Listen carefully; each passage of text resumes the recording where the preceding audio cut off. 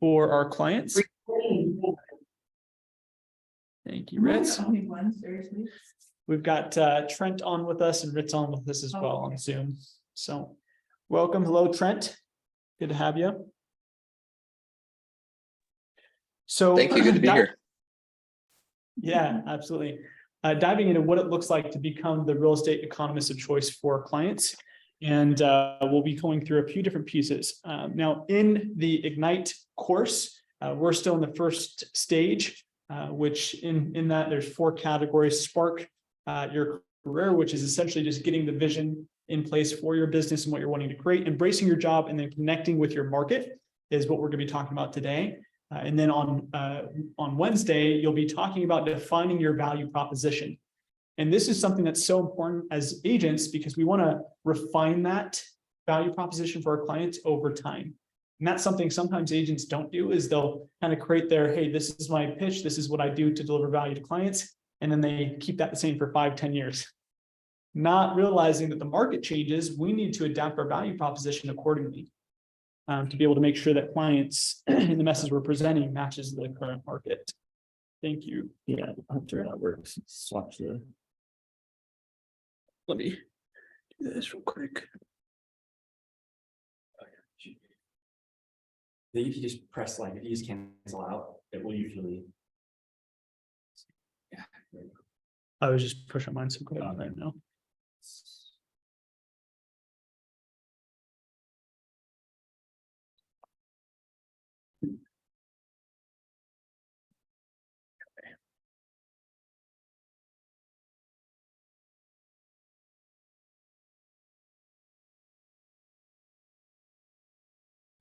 Again.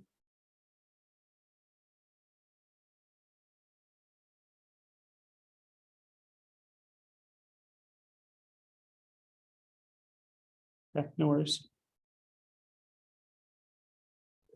Cool. Yeah. Right. So this is from the MREA, and here he says that here's the truth. If it has been done in another market, it can be done in our market. Once it has been done, no matter where, it's just a matter of finding how that can be possible in your world. So the reality is, if we actually look at any given time, even in 2008, and in the market shift that happened, in the shift that is happening right now, you can see times where agents have done an immense amount of business. Right, there are agents who are making over $1 million in this current market, and so it's not a matter of can it be done. It's a matter of how do I tap into the resources and the realities of this market to be able to provide enough value and make it happen in my business. Alicia, Tanner, welcome. Good to see you both. Glad you're here. And I'm going to shut this just for sound.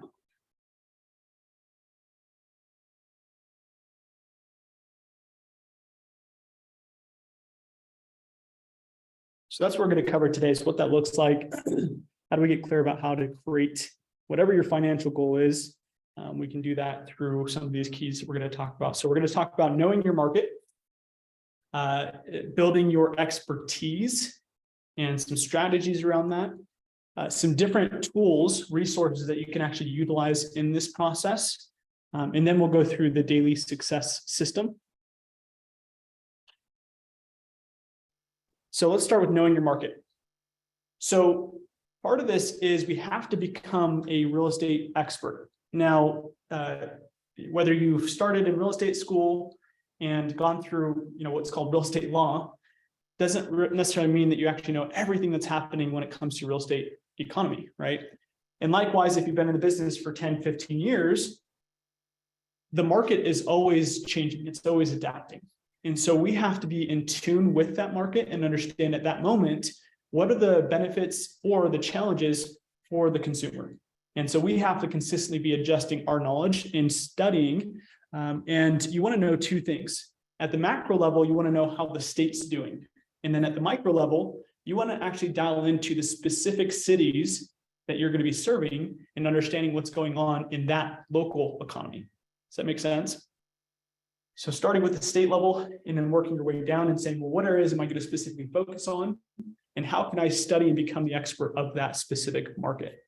Okay. So we'll talk about the different types of markets that you will see in the real estate space. We'll also look at where we're at in the current cycle of our economy. And then we'll go over what we call the lore, language of real estate, which is understanding the important numbers that actually drive our economy and drive the Utah real estate market. Okay. So let me ask this. What kind of markets do you guys know about already? What type of real estate markets exist?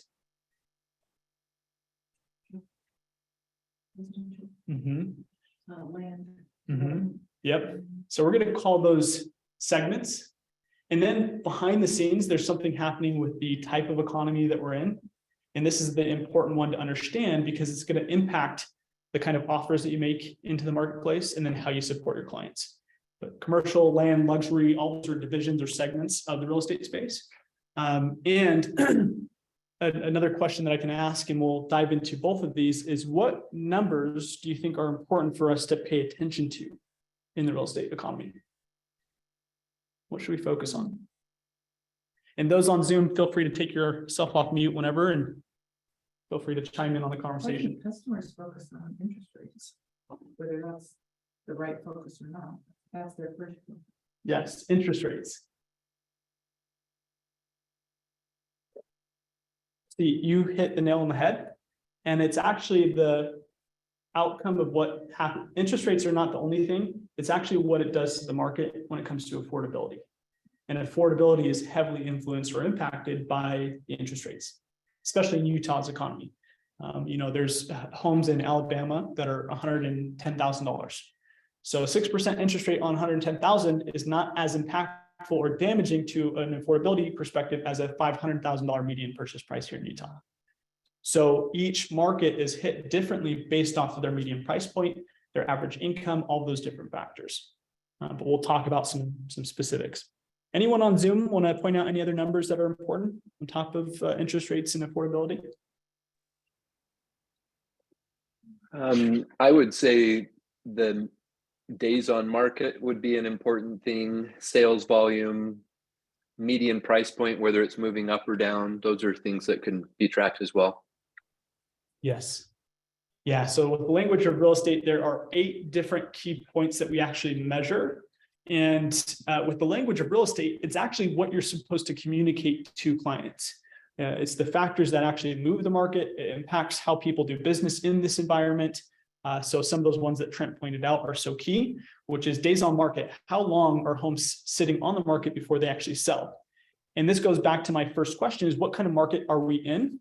If we look at this next slide, there are actually 3 different markets. There's a buyer's market, there's a balanced market, and then there's a seller's market. Okay. And we have to, at every time, know which one we're in, and more importantly, which one are we stepping into? Which one are we shifting into? Most agents only pay attention to the market of the past, what happened 3 months ago or 6 months ago, or the market of today, but they forget to plan for the market of tomorrow. What's going to happen in the next 3 to 6 months? Okay. And when you structure yourself in a way where you're always thinking ahead and you're adapting ahead of time, it lessens the impact that any market has on your personal business. So a buyer's market, that's when there's more than what we would say actually in Utah is 6 months of inventory. A balanced market is going to be 5 to 6 months of inventory, and then a seller's market is less than 5 months of inventory. Now, does anybody know where we're at today when it comes to our current inventory?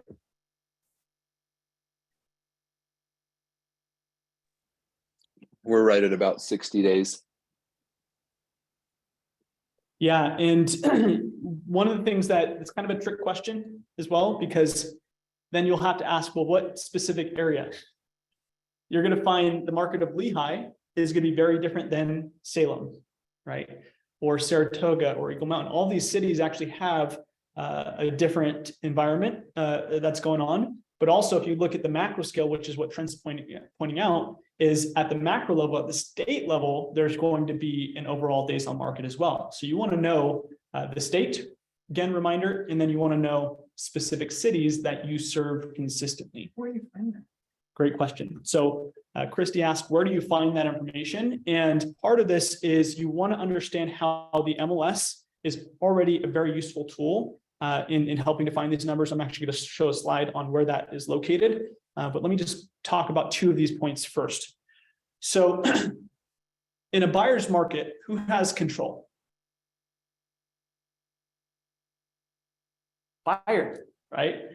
The nice thing is it makes it very easy. When it's a buyer's market, the buyers have control. When it's a seller's market, sellers have control. In a balanced market, it's pretty much even, right? Now, the last 3 years, we've been in a seller's market, a very unique seller's market, probably one of the most, dynamic seller's markets in history, at least here in Utah. And we are shifting. We're now currently in a balanced market, is what we would call it, and heading very quickly towards a buyer's market. So here's some stats. So this is first where you find this information. One, if you log into the MLS, right on the right-hand side, every day, you're already going to see updated market statistics. So they actually have that on the first page when you log in. And you can go ahead and change the timeline. And you can also change if you want to look at the entire market, or if you want to look at a specific county or specific city. And so you can go ahead and get very granular on where you're looking for your numbers. What that's going to show is your average days on market, which is what Trent had pointed out, is how many days on market. Average days was 55. This was as of today, so I did pull this up to this morning. And the average list price was $599. Average sold price was $588. And the number of sales is 2,700. And so very quickly, you can go ahead and get a snapshot around what's happening in the economy.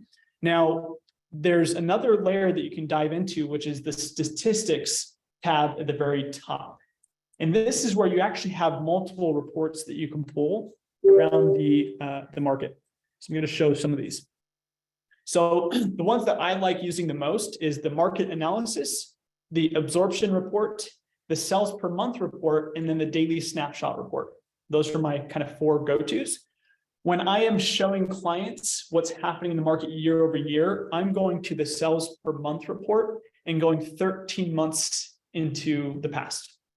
And that's going to give me a snapshot of year over year. How did we do in April of 2022 compared to this April, and so forth. And so it makes it very easy to pull those numbers, and you have them right at your fingertips. I have heard that the MLS is actually updating the statistics side of their website, that it's going to be far more simple to use, but also have a lot more data that you can tap into. But currently, you already have a lot of resources at your fingertips through the MLS. Now, the absorption report, actually, I don't think I put it on here. Let's see if I did. Yeah, so we'll get to that in just a second. So one of the key pieces to pay attention to is inventory. Okay, we have to understand how much inventory we have. And inventory is the number of properties for sale within that market. And again, if we go back to what I've been sharing so far, there might be 2 different ways of approaching this. We want to know how many homes we have in the market in general in the state. I personally also look at Utah County. It's where most of my clients are purchasing. And then if I have specific cities that I want to dial into, which for me, that's going to be Lehigh, Saratoga, Vineyard, Eagle Mountain, Pleasant Grove, those kind of areas that I support clients in at a high level. I'm going to know those specific city stats as well. Okay, but at least the county, at least pay attention to the county that you serve. And know the answer of what is the inventory in our market, what is the average number of days on market, and then what is the average price a home in your market sells for? And based on the inventory, what type of real estate market are you in? Okay, so this is where we're going to change the conversation, because the days on market is not actually a reflection of what's called the absorption of the market. Okay, so how many days on market did that last snapshot show on the MLS? Does anybody recall?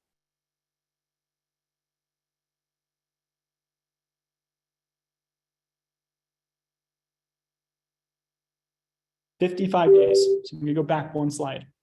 So the average days on market was 55. Okay. Now there's something called absorption, and you want to write this term down. The absorption, and this is a specific page you can pull up on the MLS as well. The absorption rate shows if we stop putting any new homes on the market today, how long would it take to sell out of all of the existing inventory? Okay. So if I go to the grocery store and I say they're stopping bringing in new inventory, they're going to just sell what's on the shelves and then they're closing up shop. How long would it take for them to sell throughout all the inventory? That's what the absorption report is. And so what this shows is actually what kind of market we're in and what market we are heading into. So as you can see, there's currently, this is the state of Utah, and this is, again, I pulled this report today. And so this shows the supply of homes within the last 12 months. And as you can see, there are active properties, roughly 6,300 properties on the market. And what this is showing is down on the very bottom, it will show inventory. And it says right now we have 4.13 months of inventory. And if you look at the 6-month timeline, or sorry, the 12-month timeline, so let's go back all entire year, the average was roughly 3.61 months of inventory. Now, what kind of market is 3.61 months? Right? That's a seller's market. Now, if you look at what's happening today, so if you get clear on where we're trending, are we headed towards more inventory in the market or less? Right? So if we look at last year, we had just under 4 months of inventory. Now we're above that 4-month trend line. We're approaching the 6 to 7 mark. We're actually headed towards a buyer's market. Okay.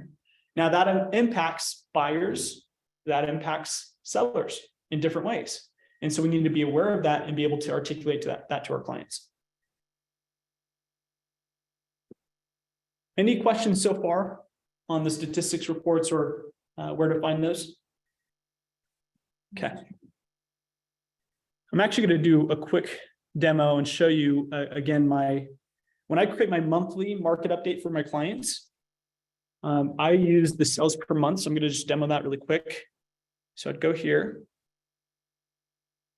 And this is where you're going to say, it's going to give you an option is to go back how long? And I'm going to say, I want to go back to March. I always do 13 months personally.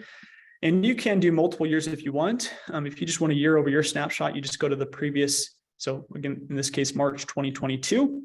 And I can go ahead and you can get granular. I will do Utah County. I usually just do Utah County and Salt Lake County. That's what I show my clients instead of showing the entire state. I will do 2 reports and download the results. Now, let me just kind of show you some of the key pieces on here. So with the language of real estate, the specific numbers that are going to be key to tune into is one, knowing how many homes were listed. This is going to be how many homes sold in that given month in this given county.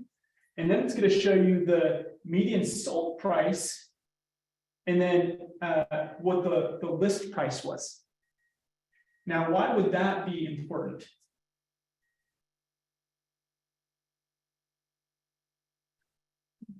Because you want to be as close as you can.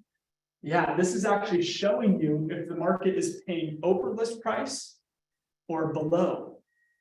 Okay, so for example, March of 2022, we still had roughly 3.5%, 4% interest rates, really attractive interest rates, right?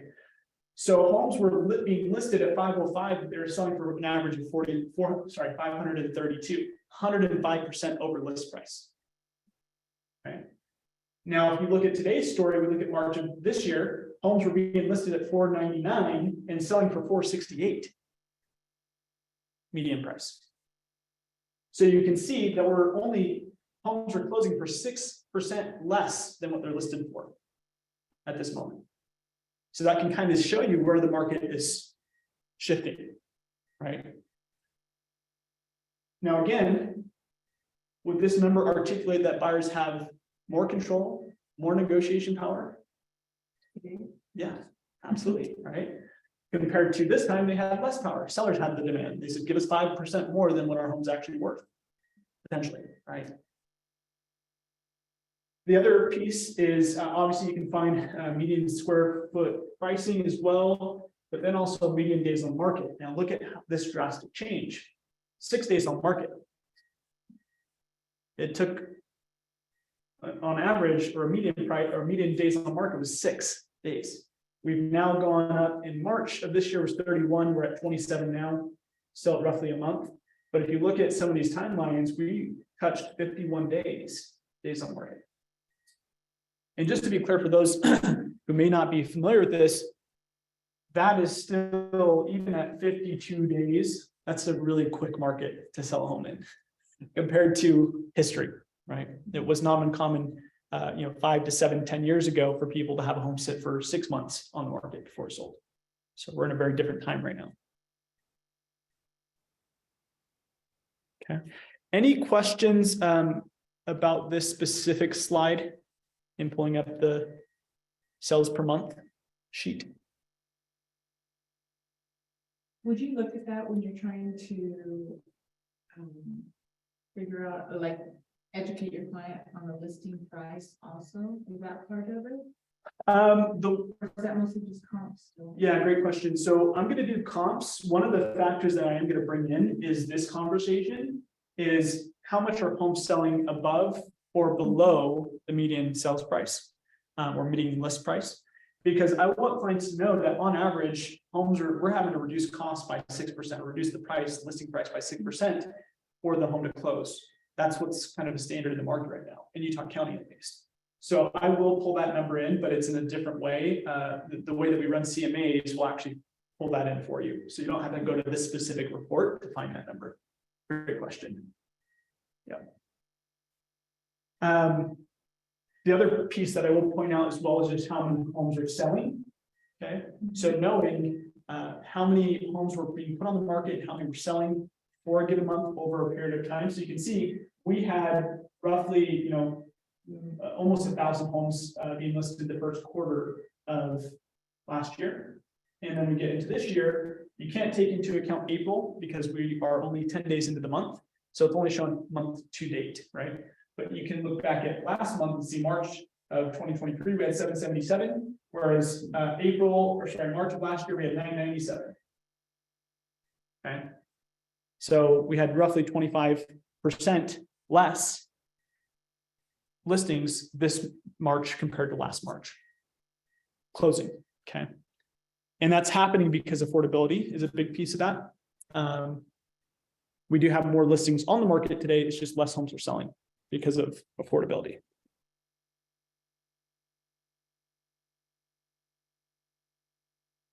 Okay. Connecting with our, one of the pieces is understanding interest rates, understanding different loan options that your clients have access to in the given market is vital, especially in the market we're heading into right now, where we're in a high inflationary, high interest rate environment. You have to understand the different ways that your client can get into a new home. And part of that is understanding the affordability gap that's been created over the last, let's call it 5 to 7 years. But then also understanding, well, are there different levers we can pull to make affordability less of an issue for our clients? We can't fix it, right? But we can make it less of an issue. Part of that is studying the different loan options that are available. We have the mortgage hacks playbook, which goes through 8 different options that you have that you can present to a client and helping them to lower their overall cost of home ownership. Now, part of that is you don't just sit there and present all 8. You know which one or 2 is most effective for their given situation. And that's the one that you dive into. Okay. So part of that takes you an immense amount of time of studying, but also connecting to the mortgage industry and knowing what's happening. So one option with KW Westfield is obviously through our IntroLend platform. So we have an in-house finance desk, somebody who's here consistently. His name is Mike Brown, and he does classes each month around what's called Mortgage 101. And he'll explain what's happening in market, where interest rates are trending, what current interest rates are. And what he will also do is help your clients shop for the best interest or loan structure. So basically what he'll do is be able to shop your clients through First Colony and Intercap lending and Security National and multiple different lenders at one time, where they just submit one application. And it gives them a lot of leverage because he can help guide them on what loan product might be the best for their scenario. So that's one person to connect with is Mike Brown. And he is just upstairs, and he can be a huge resource and you staying up to date on the current interest rate market. Any question on interest rates and lenders?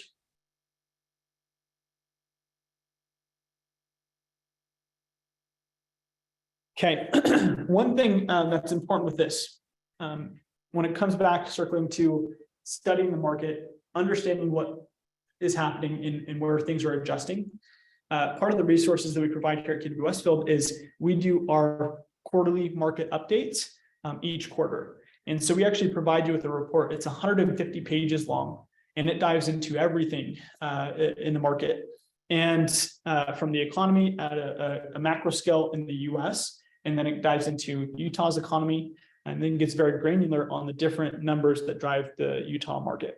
And so this last one that's available, which you can go to kwutah.com, and you'll see a little red button called resources on the right-hand side.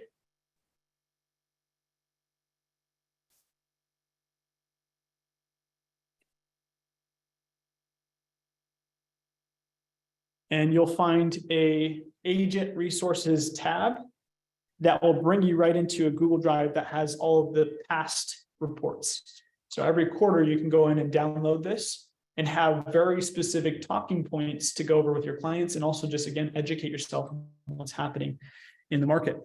The other benefit with this is Johnny Christensen, who's the owner of this franchise, as well as the regional director for the state of Utah. He does a quarterly market update deep dive. He's doing that on, I believe, the 27th or 26th of this month. And what he'll do is spend 90 minutes going through all the slides and explaining to you what's happening in the market, so that you can go ahead and take the 4 to 5 bullet points that are important to you, and you can tell the same story to your clients. And so that's a very, very valuable resource that we do each quarter. My Wi-Fi is not working great right now, but you go to resources and then just click on agent resources, and you'll be pulled to a Google Drive where it'll say quarterly market reports, and just choose the most recent quarter. That's how you access that report.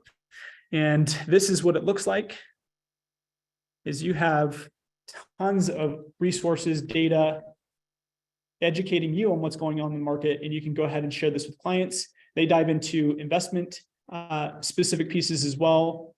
And then again, just the overall economy, not just real estate, because the state of the Utah economy does impact our real estate market.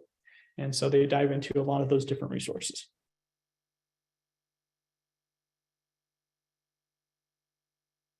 I do want to go through a few that in this last market update are super valuable and important to be aware of. I'm going to jump forward a little bit, because where do your clients currently learn about the real estate market and what's happening? Media, right? They read headlines. They see it on Instagram, they see it on Facebook, they see it when they turn on the news, they see it on YouTube, right? So all of these different places are telling them their perception of the market. Now, when it comes to media, how do they get more eyeballs? What kind of content do they need to put out to get as many eyeballs as possible?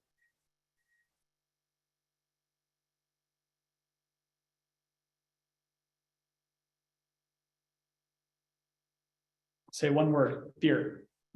They use fear-based marketing, right? So if we look at the most common headlines right now, here are specific ones I actually just screenshotted this past week. One is home affordability worse than 2008, housing hurdles, housing market recession, home price growth slows. Here's YouTube. It started the worst housing crash in 40 years. The disturbing details of the 2023 housing crash explained in detail. Top 10 cities where home prices will crash in 2023. Sell now. So when you ask your clients if they've thought about buying, investing, or making a move in real estate, if this is at the top of their mind, what do you think their response is? I'm going to wait 6 months, 12 months, right? And so the reality is we have to know, we actually have to be in tune with this. We have to be seeing what the headlines are saying and properly educate our clients, because this brings a lot of fear, a lot of reservation. remember this, because I just mentioned buyers and sellers, or buyers and investors. The reason why I didn't mention sellers is because when a seller sells their house, what do they become? A buyer. And so most of them in this market, what they're looking at is they're worried of, well, if I sell my house with this attractive interest rate that we have, 99% of mortgages, this is a term you'll want to write down, or a little stat, is 90, at least when we did our last quarterly market report, which was in January of this year, 99% of all mortgages outstanding were below a 3.5% interest rate in America. And so what sellers are looking at is, well, if I sell my house at a 3.5% interest rate and go buy another house, I have to pay what? A different interest rate, right? Which typically can add a substantial amount to their mortgage cost or to their monthly price. And so they're thinking like buyers as well. So you just have to be aware of that. And yes, the goal is to help them sell their home for the most amount of money possible in the shortest period of time possible with the least amount of hassle possible. Those are the three keys that sellers want. But they're also thinking of, what do we do next? When we sell, where do we go? And so you have to solve for that problem at the same time, okay? Now, going back to, because we'll talk about some solutions in a moment. Let's go back to this. So here are some important stats to be aware of when it comes to Utah's market. Has this slide not been changing for you at all? No, it's changed. It has, okay. Let me see if this will work.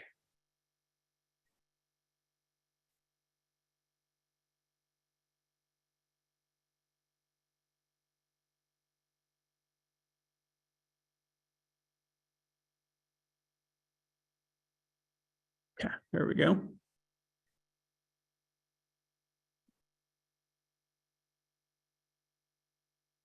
Okay, so let's talk about,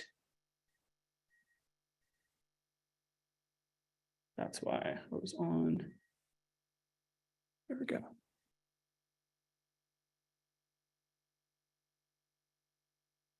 Okay, so let's talk about economic factors that we need to be aware of that play an important role in Utah's market. Holly.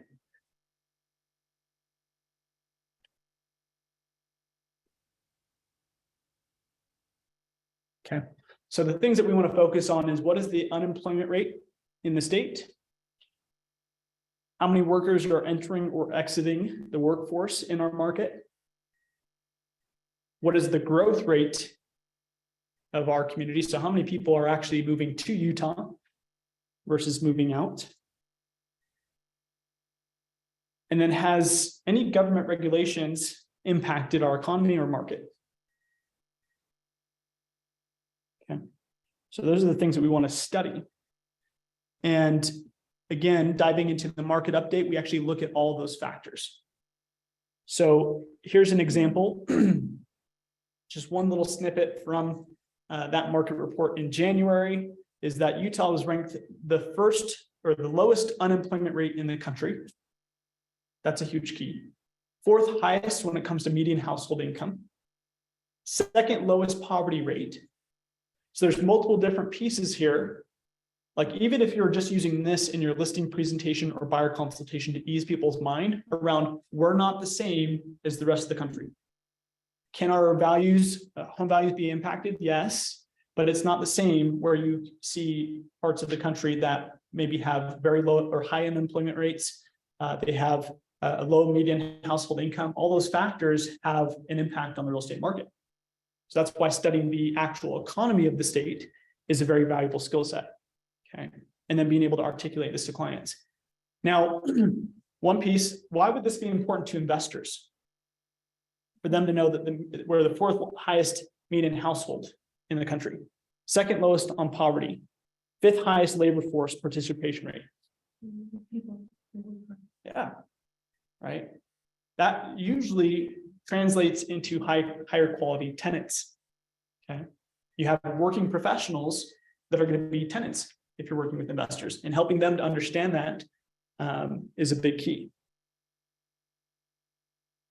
Some other factors that's interesting the youngest median age in the country and the largest household size.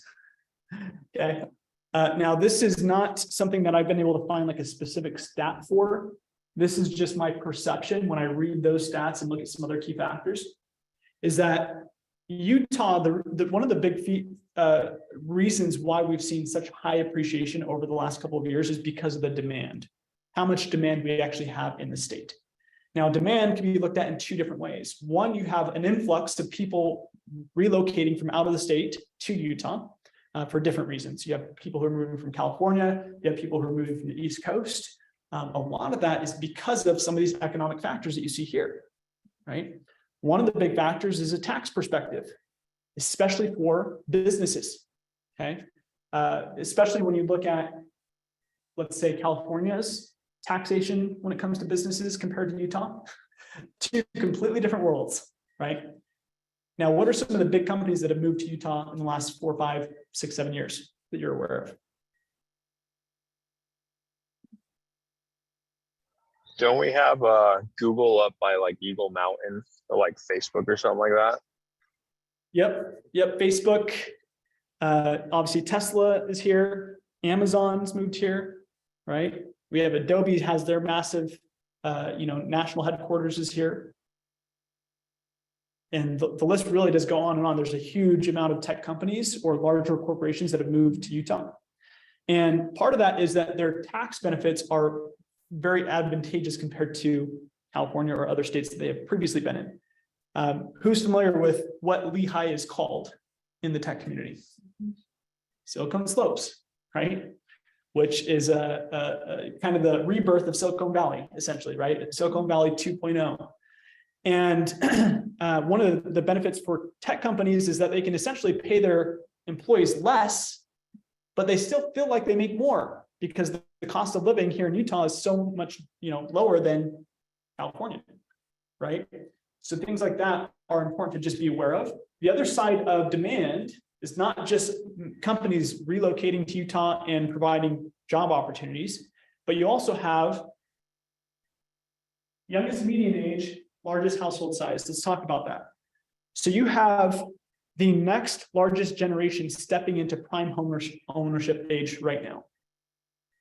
So the 3 to, let's say, 5 year timeline, we actually are going to have a lot of millennials purchasing homes. Now, here in Utah, it talks about how we are the largest household size, okay? So you actually have, families who have 3, 4, 5 kids, whereas in other states, maybe you'll have 1, 2, 3 kids. So you might have more millennials per capita. I don't know if this is the part, I don't know if it's true, but I'm just anticipating this. This is my best guess. Yeah, that we have more millennials per capita that are stepping into home ownership age than other parts of the country right now. And so you actually have more demand. Not only do you have people moving from out of state, but you have a younger generation that's stepping into home ownership age right now. Okay.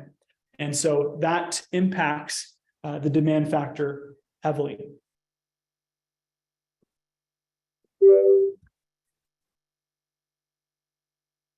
So Utah job change by industry. Utah, this is not on that last slide, but Utah has actually been known for being one of the most diverse economies in the country, is what they call it. And so if you actually look at it, we're not just heavy in tech, we're not just heavy in the industrial or manufacturing, we're actually well diversified.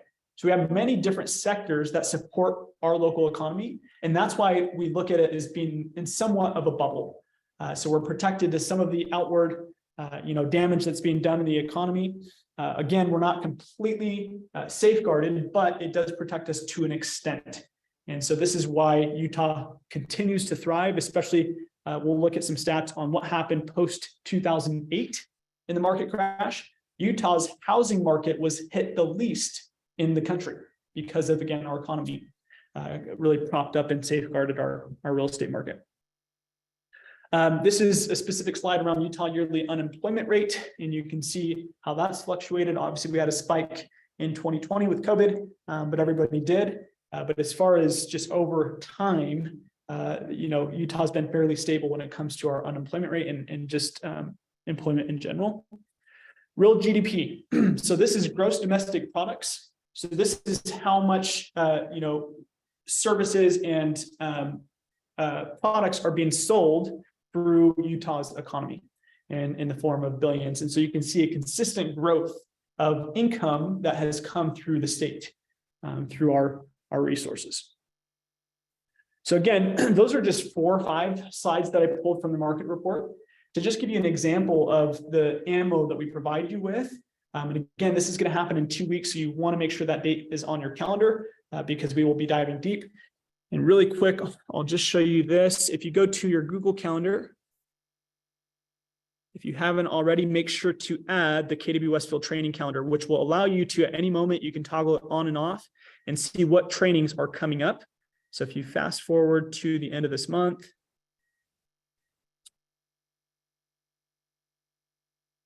let's see, what date is it?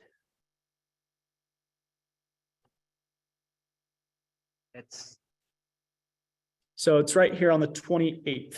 So the Q1 market stats or market report with Johnny will be from 10 to 11:30. It will be on Zoom only for that experience, and he'll dive through all of the slides, and you can screenshot, but again, they'll have all the resources provided for you afterwards. So we are excused from Ignite on that day? Yeah, we'll probably restructure Ignite that day, so it doesn't overlap with the Q1 market report, because that is the most important piece you can go to. So that will adapt.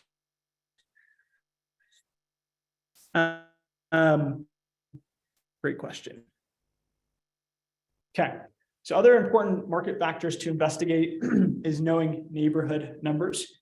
So again, this is where you're going to get granular and look at the specific areas that you're serving, either neighborhoods or counties, or cities, I should say. So I look at the county first, and then I will dive into the specific cities that I want to really pay attention to, that are most prevalent for my customer base or clientele, and then understand what's happening in those specific areas. So I'll share some of these examples from my investment journey. When I am buying rental properties, the one thing that I look for is location. Location, location, location. That's the number one rule to real estate. And the things you want to look for is what external resources in that community are going to enhance the value of your property, right? So I'm thinking of this with an investor hat on, but I promise your consumer should think about this, and you have to be the one to guide them towards that thought, right? So helping them to understand that proximity is power. So when they are closer to either high demand resources or high traffic, high quality companies, businesses, that actually does them a service when it comes to home appreciation. Okay, if you look at what's happened in Saratoga, Eagle Mountain, Lehigh area, as far as an appreciation perspective for the last 7 to 10 years, compared to, let's call it an Orem, Utah, or Payson, those areas have out appreciated other parts of the market because of the new resources being brought to the table, right? The entertainment spaces that were brought in, the different companies, when a Starbucks going in, or a Costco, or the Children's Hospital, right? I bought a condo in Lehigh in 2019 when I had found out they were going to be building the Children's Hospital. Now that was still a year and a half before they even broke ground or started to work on it. But that obviously has added a huge impact to my value on the home, right? As that's being built. And so you want to look for those key pieces, be aware of them, so that when your client is looking in a specific city, you can tell them what's coming, okay? Or tell them what's happening in that city. The city's going to be putting in a 20-acre park right over here. This is going to be huge for your guys' home value. So you want to be studying what's happening in that specific city. One way to do that is looking at the monthly, now just based on the name of it, your monthly city council meeting minutes. There we go. So the way to find that is actually very simple. You can go type in a name and say, let's say Lehigh.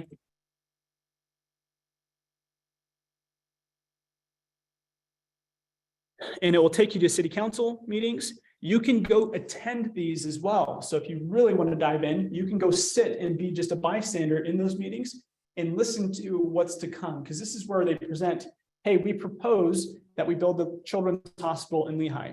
This is where we're going to put it. This is where the build time, this is how much revenue it will bring to the city, so forth. And they'll talk about those things before they actually happen, or before they're made public knowledge, I should say. Does it start there before planning and zoning? It does, yes. So if you're able to go into the planning and zoning meetings, same thing.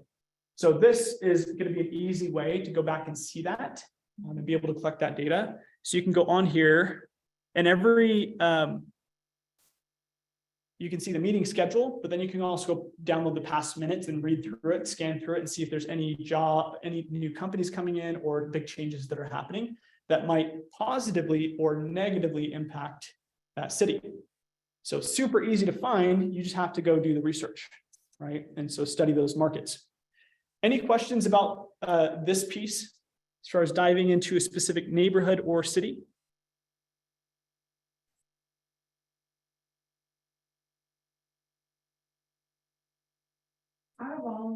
Out of all of those subcategories of the market, which one do you think your clients feel is most important? Or are they all equal?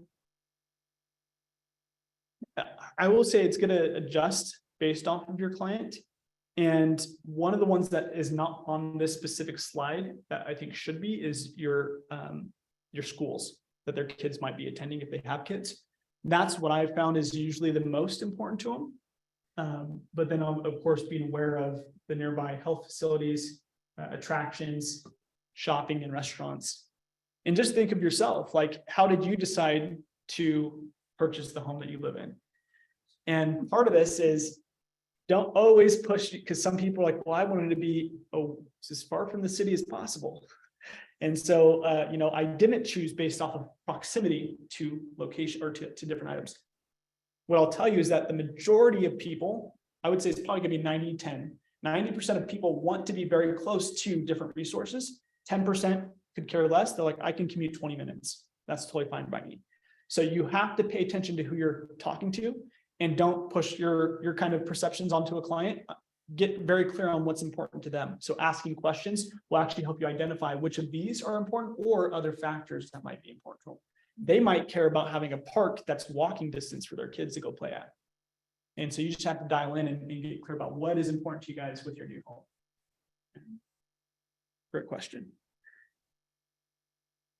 For our Zoomers, any questions you guys have?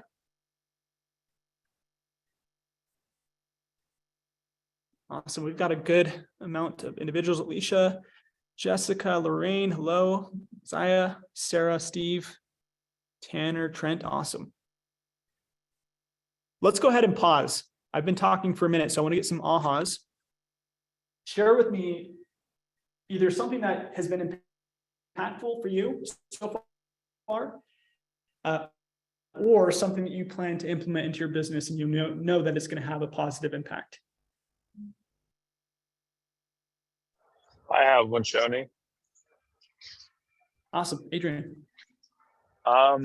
So honestly, I've just been curious of like how to get the market updates. I mean, like there's all those emails that you get and stuff, but it's like sometimes it's weekly or monthly.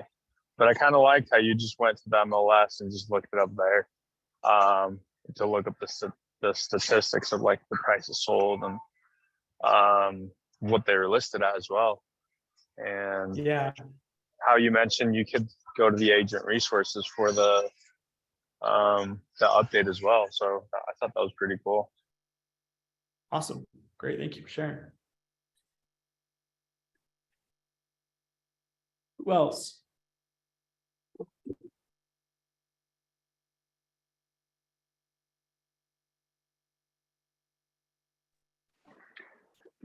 To me, Shoney, I think one of the big things is how you tell the story, how you explain what these numbers mean to them, because many of us aren't really used to looking at statistics and trying to discern what they mean to us. And so Yes. if we explain what these mean to them and how it affects them and their decisions, it makes a huge difference in how they perceive the value and of the information that we're providing for them. Love that, Trent. That's a huge one. Thank you for sharing that. Let's get one more and then we'll continue to dive in.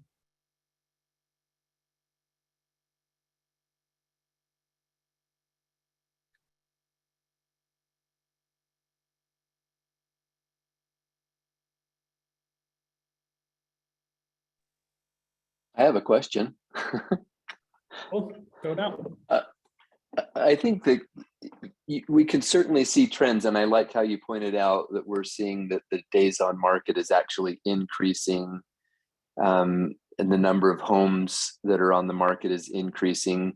How do we know whether it's really going to transition to a buyer's market? We can safely say that it's transitioning to more of a buyer's market, but how do we know when it is starting to rebound? Like right now, we know that our median or our median sales price just bumped up this last month, and it's been on a 7-month trend down. So how do we know what that means and explain that to our clients? That's wonderful. That's a great question. So part of it is what I'll say is keeping your fingers on the pulse of the market at all times, because even though we're trending that way does not mean we can't pivot back because of this factor. It's all about supply and demand. Okay, supply and demand. Now, the less amount of supply that we have, what happens to the demand factor?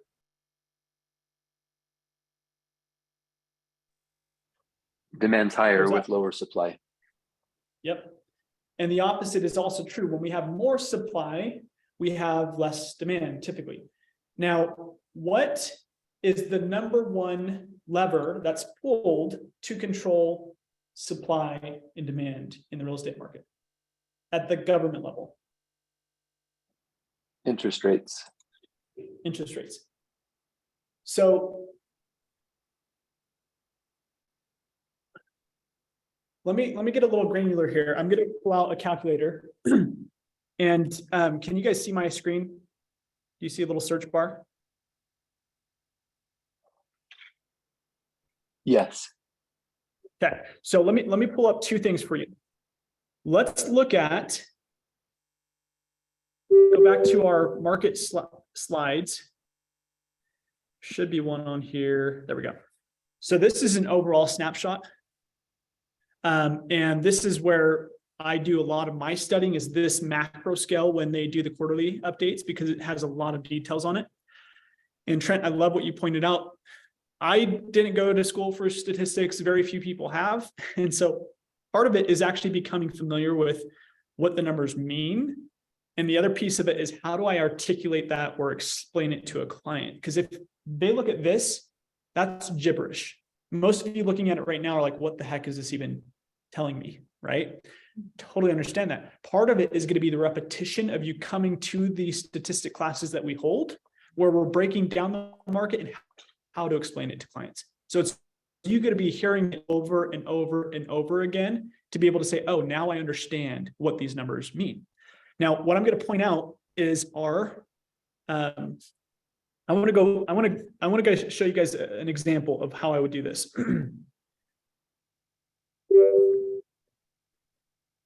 So if I go to market, the MLS, and I look at this monthly sales report that we were looking at before, I'm going to go actually all the way back to 2001. Okay, so let's look at this. Let's do some quick math.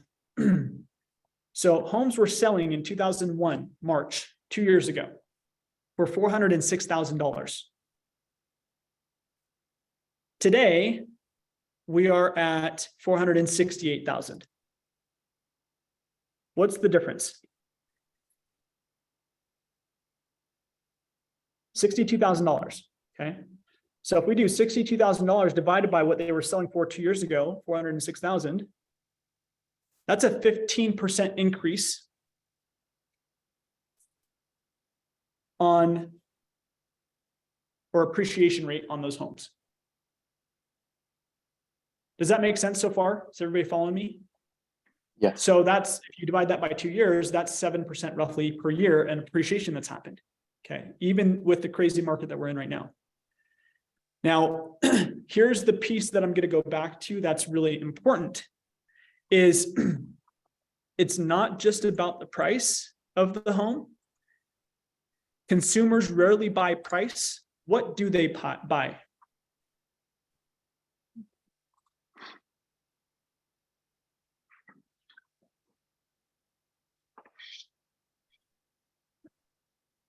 They buy affordability. They buy a monthly Oh, yeah. cost. Okay. So part of this is you doing the homework on it. There's a calculator right on Google. So you can just type in mortgage loan comparison.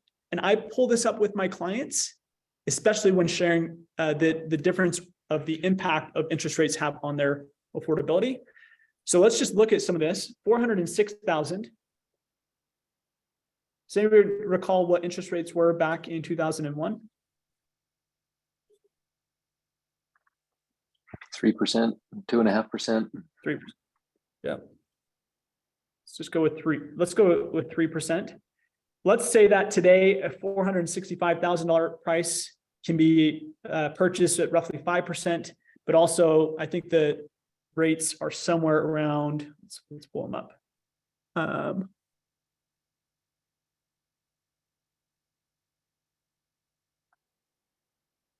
Let's see, where's tools? There we go.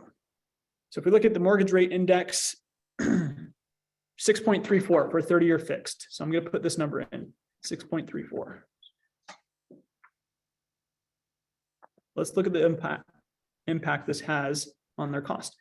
So 2 years ago, somebody for a $406,000 home would pay $1,700. Today they pay $2,890,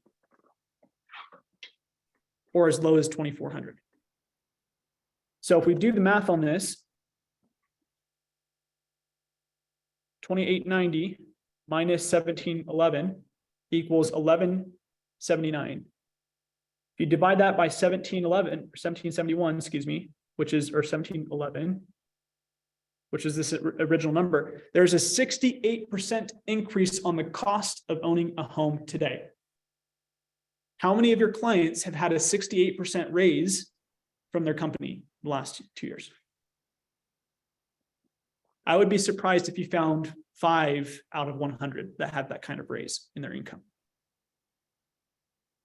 So part of your, I know this is a long route to me answering your question, but part of it is understanding where are rates going and where is affordability heading? Because we in the state of Utah have a lot of demand, but at the same time, interest rates will impact how much demand we have, which is again, part of why they're raising interest rates right now. This is the greatest, Gary Keller says it this way. He says that inflation is the greatest threat to democracy. Okay. Because those who have assets, those who have, homes or other assets, they end up with more in an inflationary environment. The people who don't have assets end up with far less. They're feeling this right now, right? The pain of having a 68% increase in the cost of living. This is just homes. This doesn't take into account everything else. But usually the real estate space impacts all other parts of our economy. Because what happens when somebody has equity in their home that grows by 68,000, what do they usually do with that equity? They keep it in there? Most of the time they borrow against it. Yeah, they borrow against it and they go spend money, right? So, part of this is that the government really has to get inflation under control before I can see us shifting back into a more stable market where interest rates are lowering. But if interest rates continue to rise or they maintain this high level of these higher rates for an extended period of time, then we can definitely enter a buyer's market. So my answer, Trent, is that I don't have a crystal ball. I'm not sure exactly where things are going to go. Gary Keller has an entire team that studies the market consistently, and at family reunion in February, they said we're heading into a painful market, that we're definitely headed into a buyer's market based off of everything they're looking at, because they believe that rates have to either continue to increase or stay as high as they are for a longer period of time for inflation to come down. Okay. Thank you. Did that answer your question? Did I get off track? Thank you. Thank you. Okay, awesome. So right now, again, going back to my initial remarks when we started the class, is too often agents will look at the past market, they'll look at the current market, but they'll fail to anticipate the market we could head into. It's never a guarantee, but plan for it and properly prepare, and you'll be better equipped than the people who just hope for the best, right? We want to anticipate the worst, right? And plan for that. And worst case scenario, we end up again with more market share, more knowledge, more wisdom that we can support our clients with by doing that. So it really just depends on where we head when it comes to market stats this year. Any other questions that people had before we get into this next segment?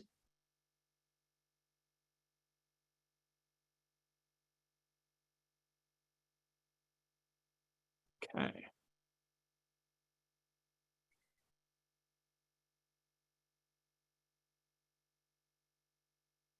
So we're going to talk about building your expertise in this next portion.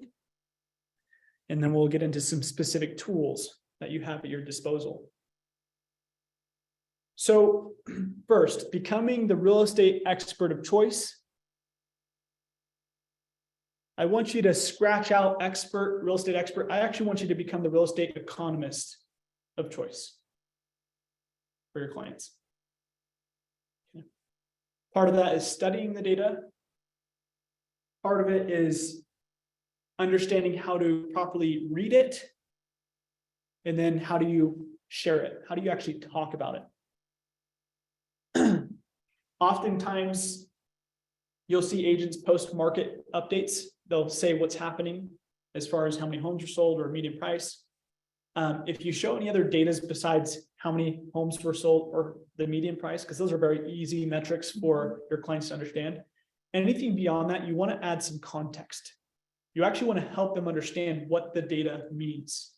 So don't just throw out numbers and an explanation, right? Either doing that through a video format obviously has the highest impact on a client's understanding because of the ways you can articulate it, or by just writing a brief explanation of what this actually means. And you'll see that has a lasting impact on your clients. So there's 4 steps to building your expertise. 1 is learn the market. 2 is learn your clientele. The different types of clients that you support impact the story that needs to be told.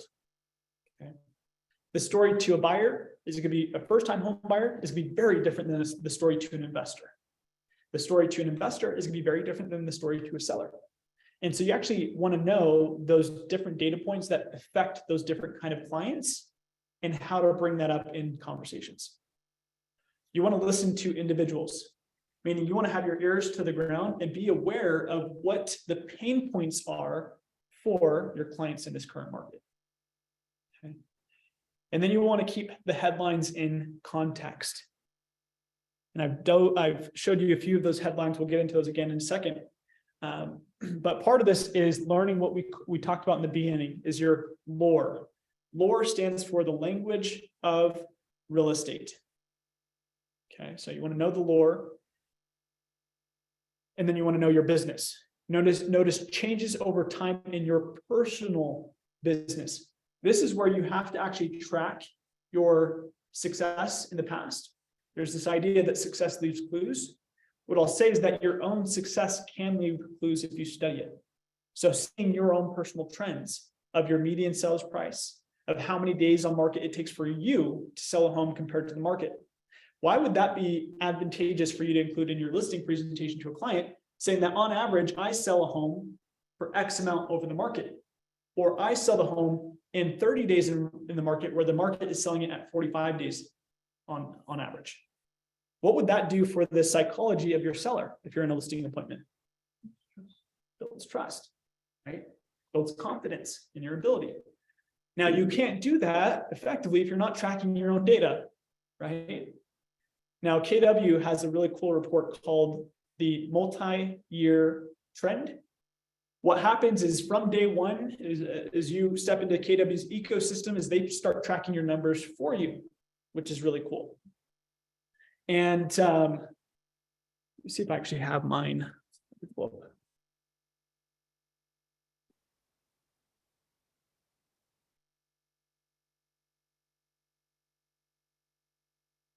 So this is what this is the market centers multi-year trend. we have this individual report for every single agent at KW. So you can go into your KW reports portal and download this at any time. Obviously, if you're just getting started, you won't have any data for us to be able to do this with. But if you've been here for 2 years, 3 years, 5 years, 10 years, they'll track that entire timeline for you and show you month over month everything that happens in your business.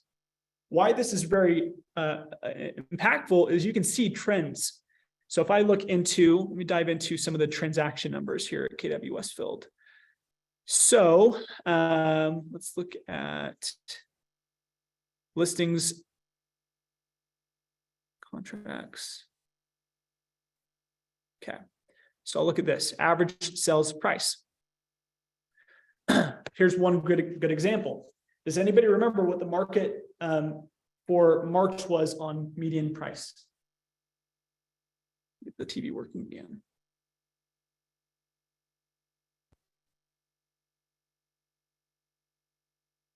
There we go.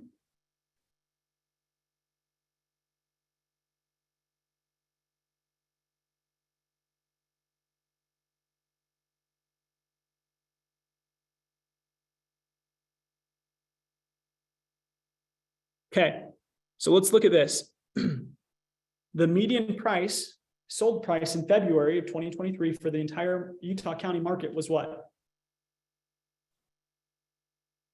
$465. Those on Zoom, can you still see my screen? Yes, we can see it. Awesome. Okay. So 465 was the market. Our office outperformed the market. We're at 483 was our average sales price. So if I do the math on that,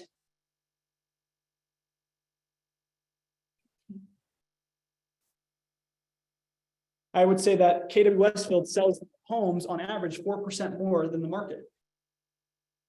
Would that be an important, even if you're just getting started and you don't have your own stats to lean on, you can lean on the brokerage stats. Okay, so you can tell your clients that our market center, our team, our office sells homes on average 4% above the rest of the market. That'd be an important key to leave in or to build into your listing presentation. So anyways, we do build this report for you. It has so many stats that can be valuable for your career. And so over time, as you look at your report, it will tell a story. Some agents I sit down with and I go through this report with them who've been here for 5 to 7 years, and we can see that every July, their business falls off. Or every December, and we say, well, why is this? What happens? They're like, well, actually, we do our family vacation this month every single year, and I noticed that's 3 months later, that's 90 days later, it has an impact on my business. Totally fine. Let's plan for that. How can we get systems or tools in place to have resources going out to your clients in that month that you're gone to still continue business? So it starts to tell a story, a trend about your business.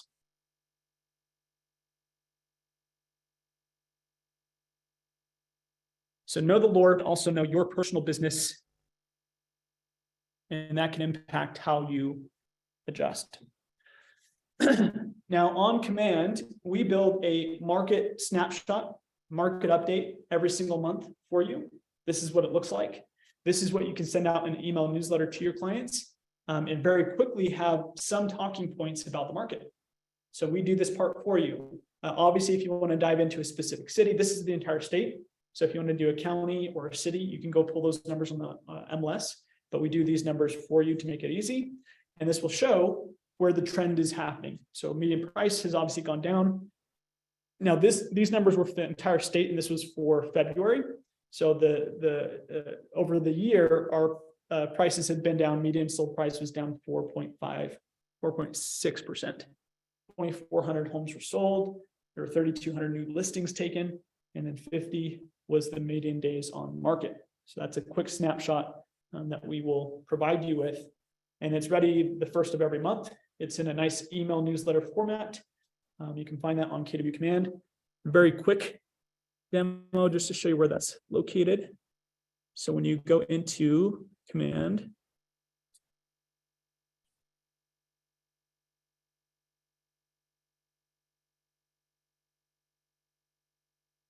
Hey, Shoney, I have a question.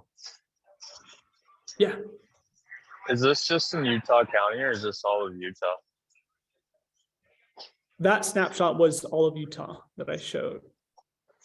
This is what it looks like. I know Hunter's working on adding, excuse me, Utah County specific stats, but this is what it shows. Is it will show you the entire state up top, and then he's going to break into specific counties.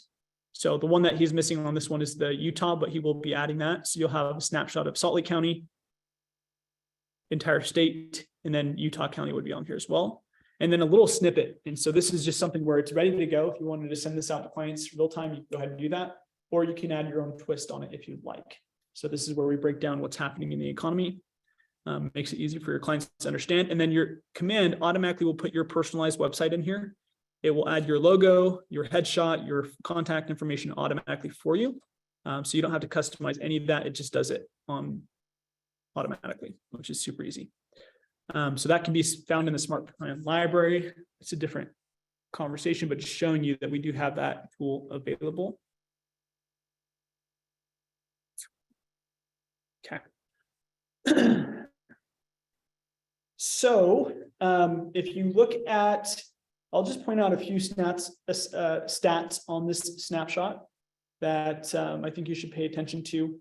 One of them is going to be the months of supply. Now, again, this was for Q4 of last year. So the market is different today, now that we're three and a half months into the new year. But that market update for Q1 will be released in a couple of weeks. But this just shows you months of supply.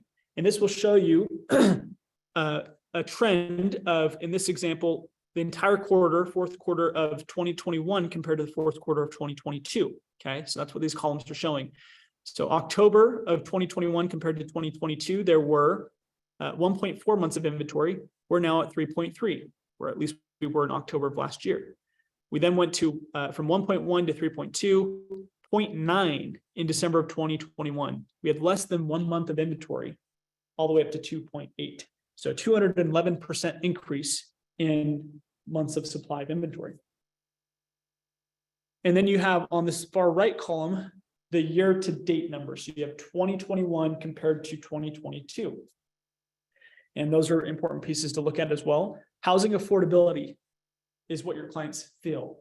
That's where the cost of principal and interest payments is significantly more today than it was a year ago. In this case, from just, again, how affordability is looked at is they have this metric, which is on a scale to 100, okay? Anything more than 100 is actually positive, okay? It's important. Above 100 is where you want to be. It means there's more affordability. In 2020, 2021, early 2022, affordability was very high. We had lower interest rates where, yeah, we had high home prices, but the cost of home ownership was actually very, very easy because interest rates were so low. Whereas now, tables have turned, we have high home prices, but also high interest rates.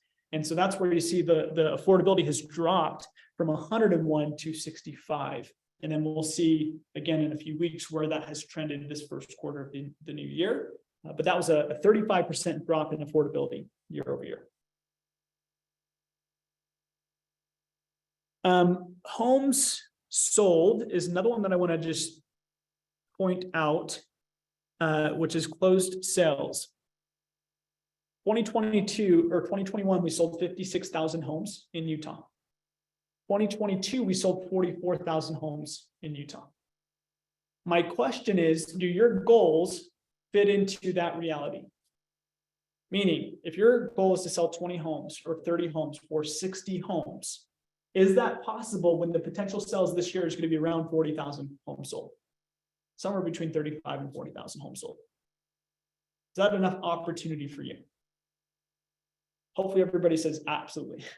Okay, so that's going to back to that very first part, that quote from Gary Keller, that there's going to be somebody that sells over 100 homes this year. There will be some agents that sell 300 homes with their teams. Okay, so if you're wanting to sell anything in that scope, it is absolutely possible. You have to become a market expert. You have to know how to articulate this to your clients and then have solutions that solve the problem for them. Okay, What solutions solve the affordability problem? That's the big key that you want to focus on this year. So again, just some important stats to point out. Does anybody have questions about this slide or anything I've shared the last 3 or 4 minutes? I have a question. Yeah. So, from what you've been showing us, it's been saying most houses are, listed for like 50 or 30 days. Recently I've been showing a buyer some homes up in like Salt Lake County, and they're literally there for like a day and then there's already multiple offers. Like, I don't know, like, I guess my question is like, I don't know, I find it a little confusing. So yeah, let me just let me ask you all a question. If I told you that we were going to sell a Mercedes or a Tesla or whatever vehicle a Ferrari, whatever, for $1,000 to the first person that can get there, how quickly do you think that thing's going to sell? Probably really quick. Probably really quick. Now, on the reverse side, if I told you that I'm selling a Toyota Camry for $500,000, how quickly do you think that thing's going to sell? Oh, it's going to take forever. Probably will never sell, right? So this is how the market works, is that going back to understanding supply and demand, part of the demand factor is what somebody's willing to pay for the product that's on the market, right? And part of this is how well an agent does at pricing the home. And one tip that I will suggest to each of you who are focusing on listings is it's not about the comps, it's about the competition in today's market. Okay, that's one of the big keys I explain to my sellers, where we're not competing against, because what they'll say is, what's the comps? What did home sell for 4 or 5 months ago? Might be completely irrelevant right now, right? And so you actually have to get in tune to what's happening right now. Who else is on the market? How long have they been on the market? Are the homes sitting? And price accordingly. So what I'm sharing this, Adrian, is that I've had listings this year where I had one townhome in Provo. We had 4 offers on that home within a 24-hour period. We did have one cash offer. They got beat out by the conventional loan, but the reality is that we priced it right. So I had that conversation with my client up front is, hey, what I do with clients is I give them a range. Here's where the market's saying based off the competition, we should price it. Here's where it could sell for. What I'll tell you is that the home's going to sit on the market longer to find a buyer at that potential price. Now, my recommendation is going to be somewhere here in this cycle. Okay, so this is where I would suggest pricing it. So does this market benefit investors that are bringing cash? Does the market benefit investors bringing cash? Is it attractive to them? I'll say it depends. It's going to depend on the seller's goals. It's going to depend on how long that home has been on the market. For example, I'll play this with a few different scenarios. In the previous market that we're in, the seller's market, cash was king. Speed was so important because homes would sell so quickly. In this case where I had this listing in Provo, we had an offer where they offered cash. But because they're bringing cash to the table, they said, well, we're going to offer lower. They were undercutting us by $20,000, right? Now, I already knew I'd priced the home right because other townhomes had sold for $370. We listed it for $345 because the home that sold for $370 was last July. People who bought that last July could have got it under contract in May, roughly, and had really, really attractive interest rates. So that was not the same market environment as today. So I explained that to the client and we put it at 345, had multiple offers. We did end up selling it for 352, but that cash offer said, well, we want to offer 325. Okay, so it just depends. And part of it is how the offer is crafted. If we had gotten a cash offer, another home that we've sold did have a cash offer and it was our list price. And my client was like, well, they're going to be able to close in 8 days. And and it's cash. Why not go with that option? So just depends. I will say not as much weight as it did in the last market. Yeah. Great question. Okay, so part of this is learning your clientele. So who are your buyers? Who are the sellers? Does the market benefit your clients? Does the market put your clients at risk? So part of this is, some of the pieces we've been talking about, but what type of buyers have been impacted the most in this current environment? Young, meaning first-time home buyers usually, right? Whereas what we'll call move-up buyers, where they're selling a current property and moving up into a bigger property or relocating, what are they transferring with them that gives them more ability to purchase in this market? Leverage, right? They have equity that they're able to take with them from their existing home and apply that to the new home. So they actually have far more options when it comes to structuring the new financing for their new home to help mitigate some of that cost. Whereas first-time home buyers, they're finding a lot of challenge in this market. Okay. So that's where you have to be aware of what are the solutions for a first-time home buyer compared to what are the solutions for an investor, or what are the solutions for a move-up buyer, for example. What challenges are sellers seeing in this market?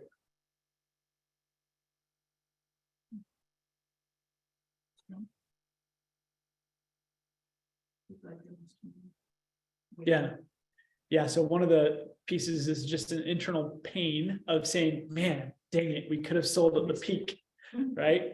Yes. So the reality of the current market is one that you have to consistently help sellers to get a grasp on, is that they missed the boat on trying to time the market, can't really time it perfectly.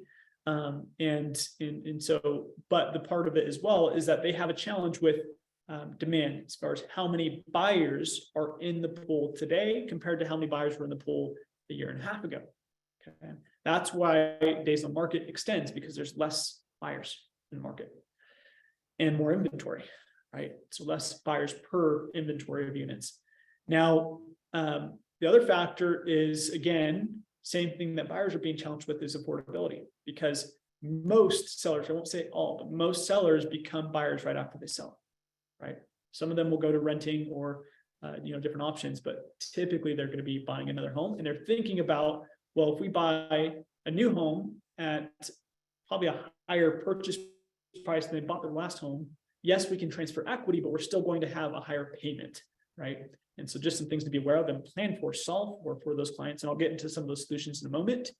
Does the market benefit your clients? Obviously, we know this current market is a challenge for both buyers and sellers. And so we need to be aware of that. And then, does your market put your clients at risk? What would you say to that one? How might this current market be a little bit more challenging or riskier than other markets? Yeah, the answer is it depends. Because, for example, early last year, Trent, Lorraine, trying to pull out some of the experienced agents on here. Steve, no, you've experienced this as well. 2 years ago, when the frenzy, 3 years ago, roughly, when the frenzy started to occur, what did buyers have to do in order to be competitive against multiple offer situations? What new risks did they have to take on in that market? I think for most of the buyers, the most uncomfortable reality was paying for a property that, doesn't appraise. You're paying over appraisal. I mean, that doesn't set well with, the logical side of a buyer going, I'm going to pay you for this, and someone saying, well, we want you to pay more. That was hard, and it took some time really for that to become the norm. Yeah, so true. So, I mean, just imagine that you go in the gas station and you see a Snickers priced or advertised for $1, and then you go to ring it up and they're like, no, actually, we're going to charge you $1.25, $1.25, right? And that was the market that we were in, is that buyers had to pay over list price oftentimes in order to beat out the competition, because you'd have multiple offers. There was another big key, some other, strategies that were deployed in that time that were more risky for buyers. Anybody catch those? What were some of those items? I mean, you had a lot of non-refundable offers, for earnest money, things like that. I mean, that's kind of a gut check, right? If you're gonna go, Yeah. I had offers, $50,000 non-refundable earnest money, some properties in Park City. So yeah, it's it was interesting that time, Yeah. pretty crazy stuff. Totally. You hit both I would say the big keys in that market, is that buyers were in a very risky position. I had one of my listings, it was 630 was the list price, and we were going to be selling for top dollar compared to any homes that had sold in that neighborhood up to that point. And it ended up going for 680. They paid 50,000 out of pocket over the appraisal cash. Now, so the buyers automatically being negative in equity on that home, right?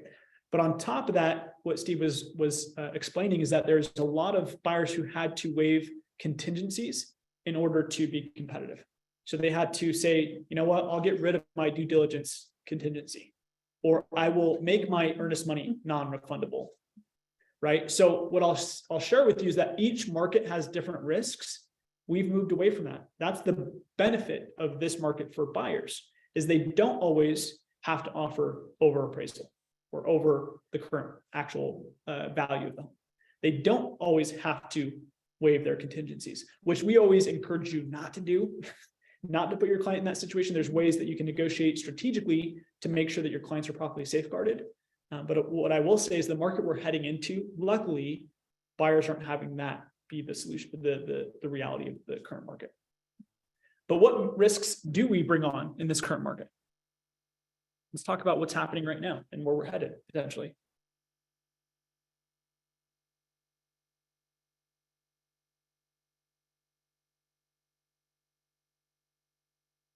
One that I hear agents talk about consistently is affordability, and saying, man, I don't know about putting my clients in a home where they're going to be paying $3,000 for the home or $4,000. Two things to this is you definitely want to properly educate your clients and find what they're going to be comfortable with when it comes to their mortgage payment, and not do anything that would jeopardize, right, their financial situation. But also don't assume. That's the one thing I'll highly encourage, is do not assume that buyers are not going to buy because of affordability. People will buy in any market, okay, because of death, divorce, deployment, relocation. There's multiple different reasons why people will have to move in any market, okay? Even in 2008, worst real estate economic time in history, people still moved, okay? So again, don't presume or assume that you know a buyer's situation. Have that conversation with them and ask them, what mortgage are you guys comfortable with paying? And also help them get in tune with reality of where we're at, right? And that's where we'll get into, I think this next slide, some solutions. No, we'll get there in a minute. Part of it is listening to individuals. And I will take this a little different approach, I think, than the Ignite course wants me to. Part of this is they want you to understand or listen to the consumer, I think is so important. So be aware of what sellers or buyers are feeling in this time and what they're talking about. Now, how might we actually get that information?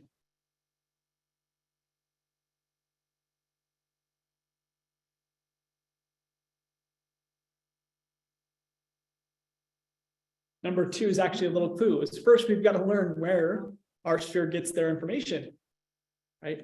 One of it might be news outlets. One of them, I think that is the most advantageous, because you can dive right into the conversation, is on social media.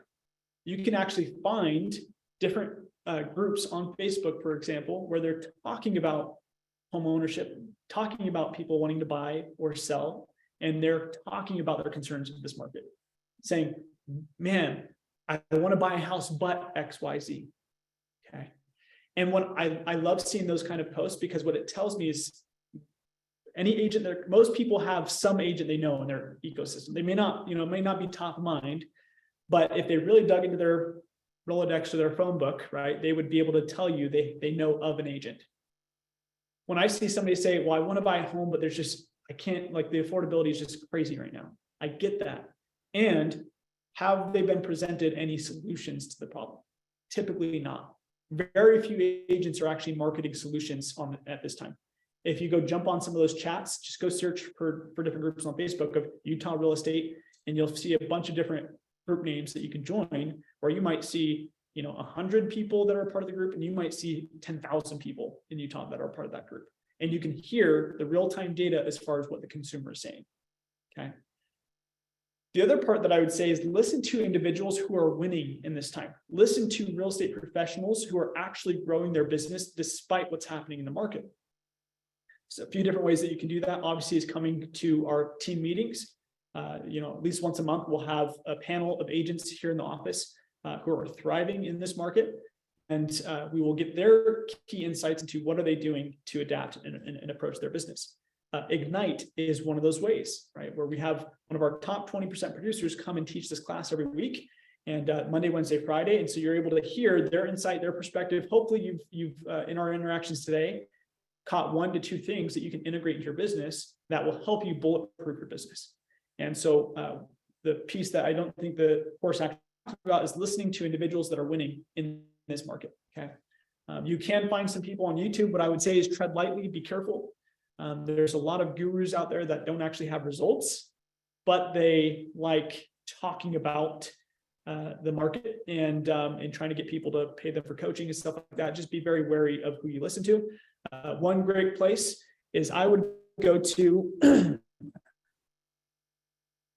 the greatest, I'll call him the greatest real estate agent to ever live so far. YouTube, and you type in the, yeah. My internet is showing is unstable. Are those on Zoom still able to hear me all right? Yep. Cool. So you'll type in "think like a CEO" and you'll find this podcast. It's this thumbnail that's in red. Yes, it is Gary Keller. And actually just type in podcast and you'll find past episodes. Now, in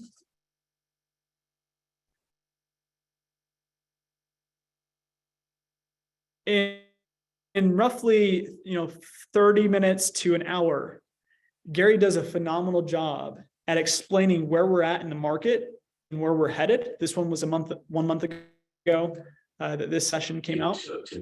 But him and Jay Popson, who's one of the co-authors of The One Thing, they also, obviously Gary wrote The Millionaire Real Estate Agent. He talks about how to understand the current environment we're in, and then also how to adjust, how to adapt. And so what I would tell you is he'd be a great resource to listen to. There's other great agents here at KW that have content online that you can find as well. And I would just listen to them as much as possible, have it on repeat, and you'll start to talk like they talk, think like they think. And so you want to think like a top producer, or in this case, Gary says, think like a CEO. You are the CEO of your real estate business. Okay.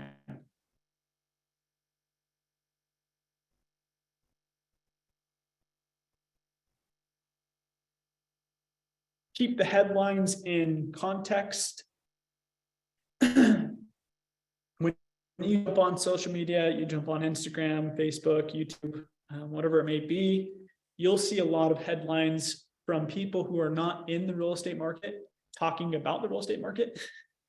And they don't actually understand really what's going on, or they don't know any of the solutions that could be presented. And they don't include any solutions to the problem. They just talk about the problem. And so be very aware that you want to read past the headline. You want to know your numbers, because very quickly, go back to some of these headlines. What your clients are feeling a lot of agents feel as well. This is why only 10 to 15% of agents in the state of Utah will stay in the business after having a license for 2 years. Is because too many of them actually start listening to outside forces around the market's not good. Okay, it's not accurate at all. Or they'll say there's no opportunity. Essentially, it's what this headline says to buyers and sellers. Agents think the same way. They start reading this and say, man, well, I guess my buyers can't buy in this market. Or maybe it's not a safe time to buy. Okay. If I have a buyer who's going to be living there for 5 to 10 years, it's the best time for them to buy. Okay. Home prices have come down slightly. They have the ability to what we call marry the home and date the rate. They don't have to be locked into an interest rate for 30 years. They can adjust that. They can do a refinance and change that up down the road, but don't let the home pass them by. All right. Here's another headline that I showed you. It's a market recession. Here's some more headlines. If you go on Google and look at Utah real estate or look at real estate market is I think what I typed in for this one. And these were the top trending videos. Okay. So again, look past this and just be in tune with the market. That's part of equipping yourself with the right data, knowing where we're headed. Because if you look at, and I'll talk from the investor's perspective now, I've always bought here in Utah, and then I bought properties in Alabama. And I've beginning of last year, I sold all of my properties in Alabama and moved everything back here to Utah.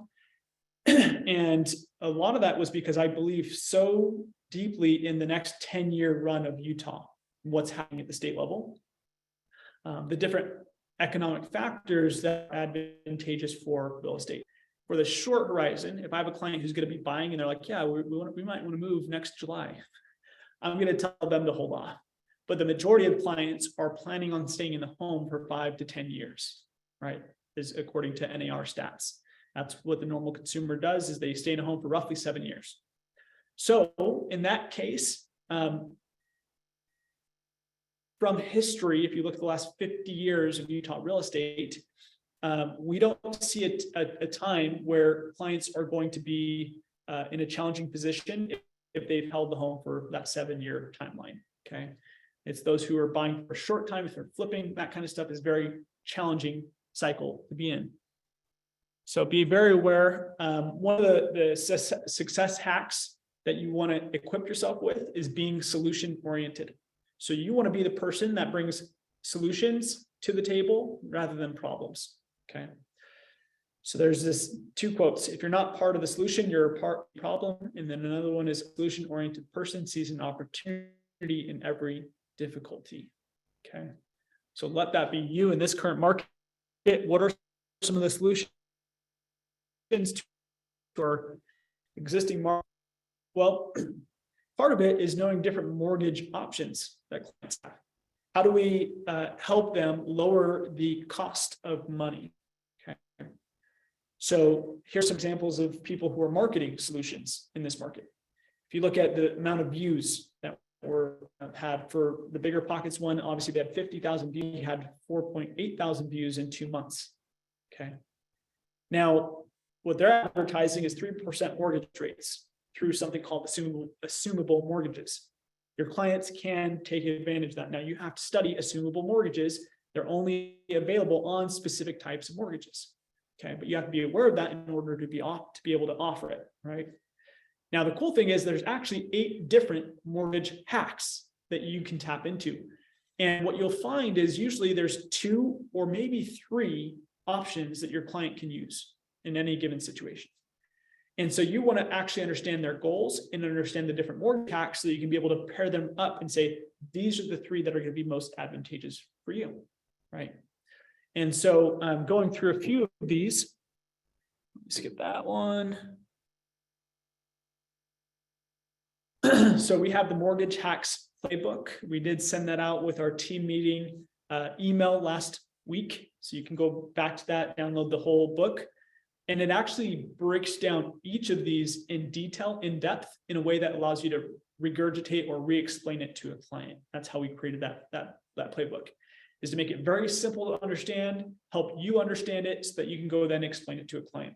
So there's different ways with buy downs. You can do a 1-to-1 buy down, 2-1 buy down. There are now 3-to-1 buy downs.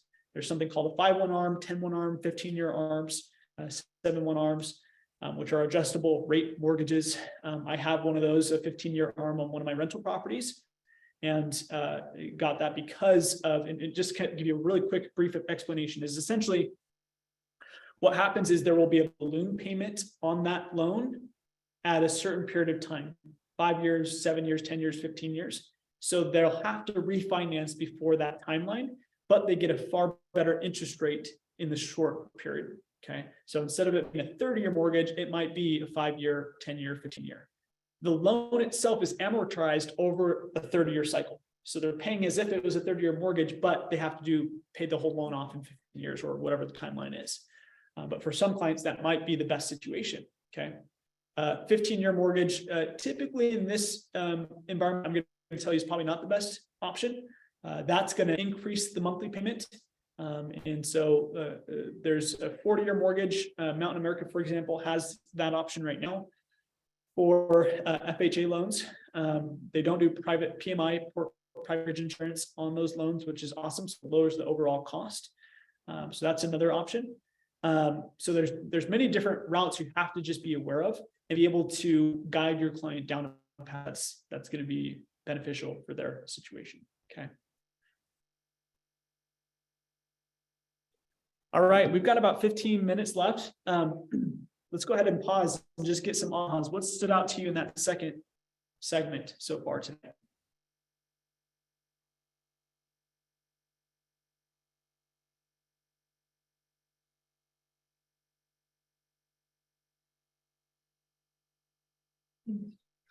Education. Constant education. Yeah. Yeah, And then that translates into. totally. Yeah.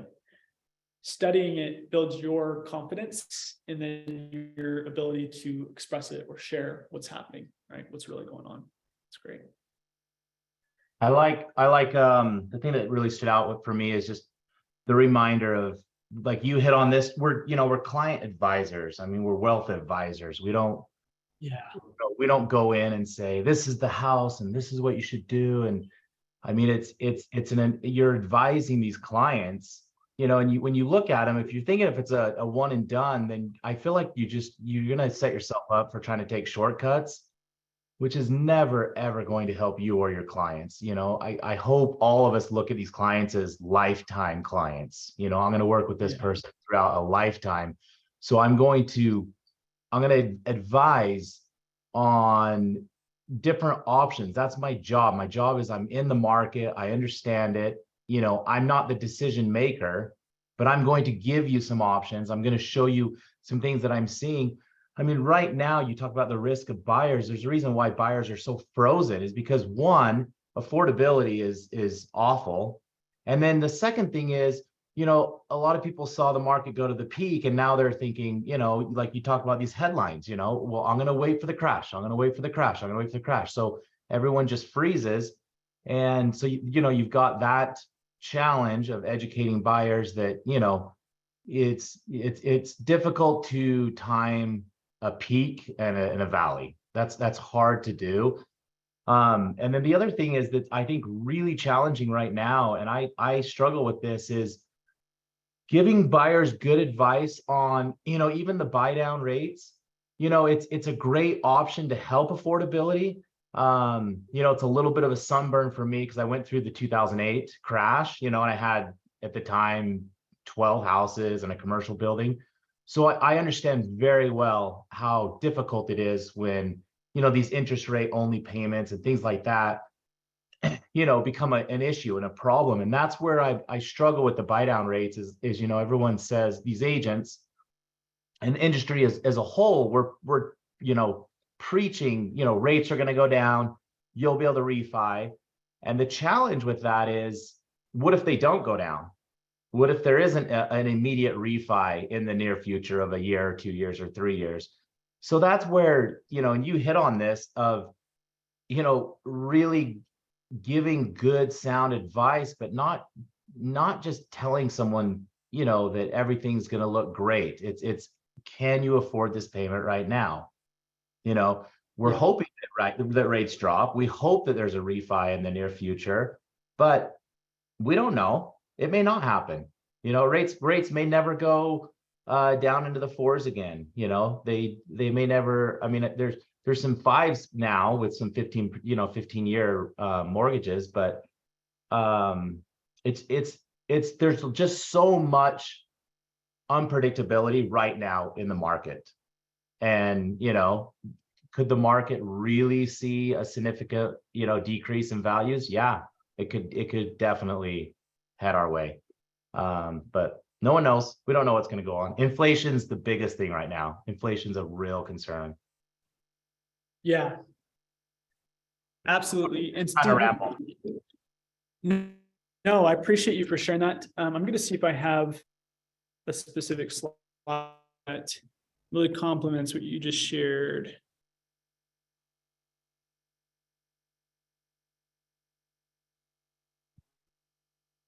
Give me 1 second.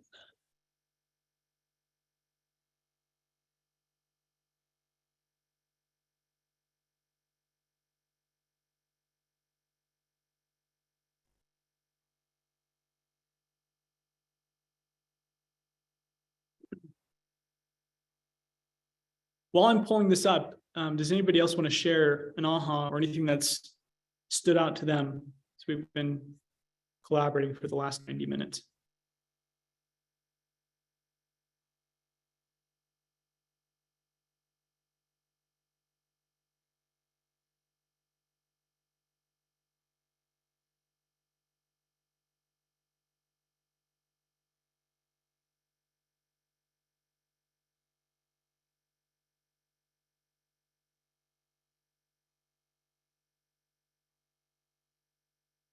Okay, so once that downloads, we'll pull it up. I want to go into really quick. We're going to blow through this part pretty quick, but just understanding some of the tools that you have access to.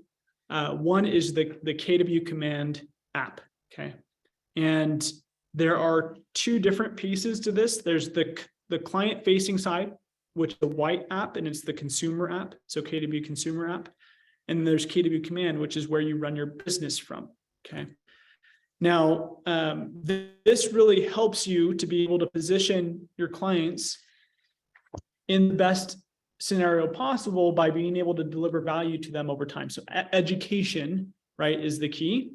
And so there's a lot of resources built into the consumer side that's helpful for them. So make sure that you download that app. On the consumer side,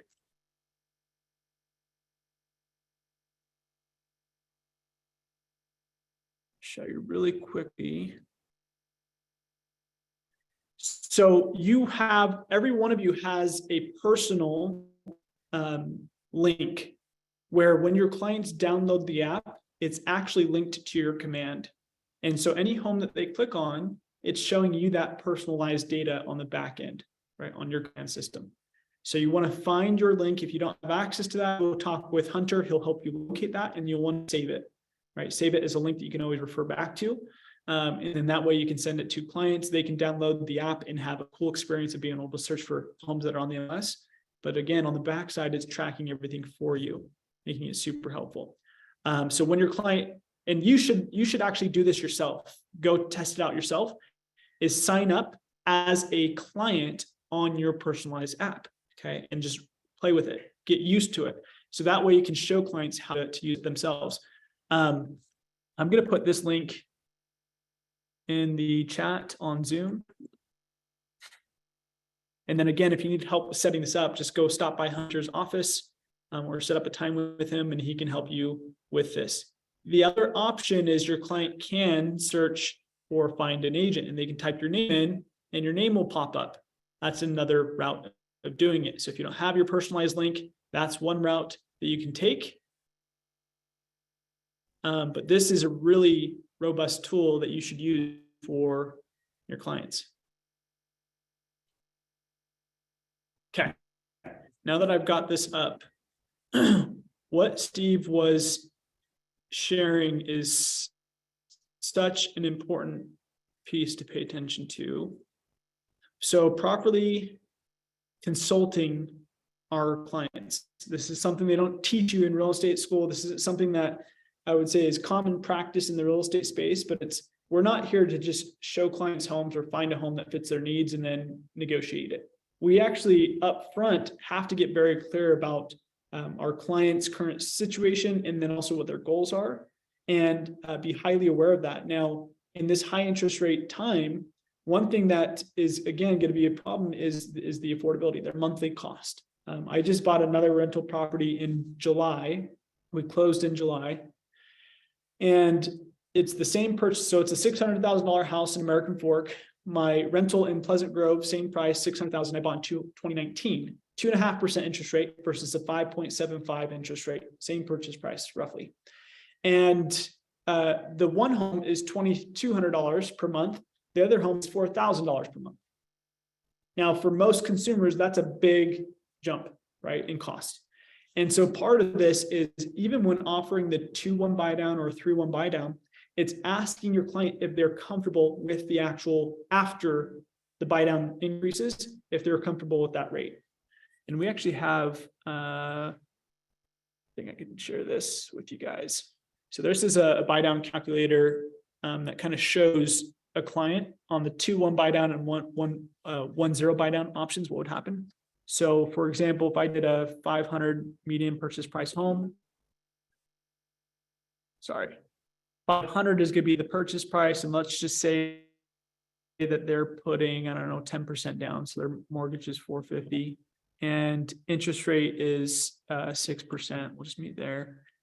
So a loan period of 30 years, 12 months of payments, their monthly payment is going to be $26.97. Okay. So what happens with a 2-1 buy down is the rate is 2 percentage points lower for the first year.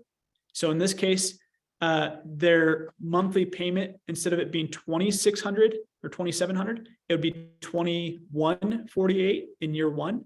And then it would go up to $2,415 in year two. And then in year three, it'd go up to $2,697. And so what Steve was mentioning is we want to consult our client on this number. We want to make sure that the $2,700 is something they can comfortably afford, so that if the rate increases and they're not able to refinance in that time because interest rates don't come back down, they're not put in a sticky situation. Okay. And so just being advisors, really understanding how things are going to impact the client long-term is super important. Now, typically in this market, not always, but usually you can get this seller to pay for.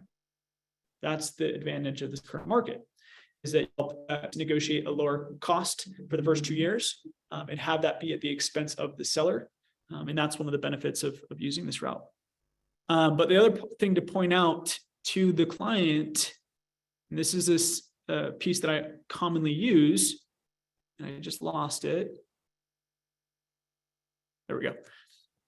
Is the difference between renting and owning over time when it comes to the impact it has on somebody's net worth. Okay. These are actual numbers with the market from 2012 to 2021. If somebody, and it's showing a comparison of somebody owning a home, it shows a difference between somebody who just rents a home and they invest the down payment they would have paid for a property into the market, so into stocks or other investments, or they rented and invested 10% of the down payment they would have paid on a home into the market. Okay, so that's what it's showing. And it's very clear that people who use leverage and get into home ownership have the highest ability to create net worth. And part of that is just understanding how leverage works. If your client only brings, let's call it $30,000 to the table for a home. Let's see, 5. Yeah, so it's 5% on a $600,000 home. Okay. If their home appreciates at 3.5%, which is below the median price over the last 50 years, median purchase prices have increased across the nation by 5 or 4%, excuse me. Utah has been between 6 to 7% appreciation since 2001. So if your client pays $30,000 for their down payment on a $600,000 home, when their home grows by, let's call it 3.5, I'm going to be very conservative. So 3.5%, okay.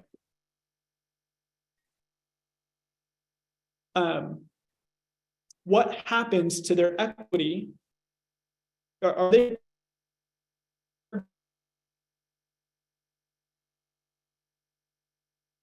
or do they get that entire home value? Does that make sense? So the appreciation is happening on the entire purchase price of the home, even though they only put 30,000 in the pot. Okay. So for example, if I do 0.035, which is 3.5% times 600,000, make sure I have enough zeros here. Their home value is growing by $21,000 per year. Okay. Which is a huge difference. Then if they had invested 30,000 in the stock market, what's a good return on the stock market? It's usually about 10%. Let's just round it up to 12. So they can get $3,600 per year if they put that money into the stock market, or 20,000 because their home is appreciating at 3.5%. And the bank doesn't participate in the upside. So they get all of that money when they cash out down the future, right? Through different options. So cash out refinance, HELOC, selling the home, so forth. So part of this again is saying, how long are you going to be in the home? If you're in this case, if you look at this trend line, I think is, so year 3 is the break-even point, where if they're going to live in the home for less than 3 years in this current environment, it's probably not the safest route to take. Unless they're transferring equity, they're just going to buy another home and just transfer the equity position to a new home. But in this case, if you look at the past, owning has out-earned renting and investing, or renting and investing just a portion by a long shot, almost double over that 10-year run. Okay. So we just hit our time for today. So I just want to go ahead and wrap up and get a couple ahas, 3 to 4 ahas before we wrap up. What's the one thing that you know is going to have a positive impact on your business? Or what is the one thing that you plan to implement? And what I'll share is when you vocalize these things, you share them, it becomes more real for you. And so I highly encourage it. There's this saying that I share with people in team meeting that education without implementation is just entertainment. And so you want to plan on executing, on using something you learned today to go put it into your business. So I want to go ahead and get those ahas or action plans, and then we'll wrap up. What was that? Yeah, moving on command. Awesome. Start using technology to enhance your business. Great. Those on Zoom? I would say more than ever right now is a fantastic time to buy. It's a great time. There is so much inventory. Buyers have options. And there's some negotiating that can take place. There's some, like you talked about with the buy down, seller concessions, those things, those were not an option, and that was just a short time ago. So I think it's try to stay away from the news and the water cooler talk of everything's awful, doomsday, and really focus on there are so many awesome deals to be made, and go out there and negotiate them and help find them for your clients. Totally. Thank you, Steve. Appreciate that. Great insight. All right, let's get 1 or 2 more.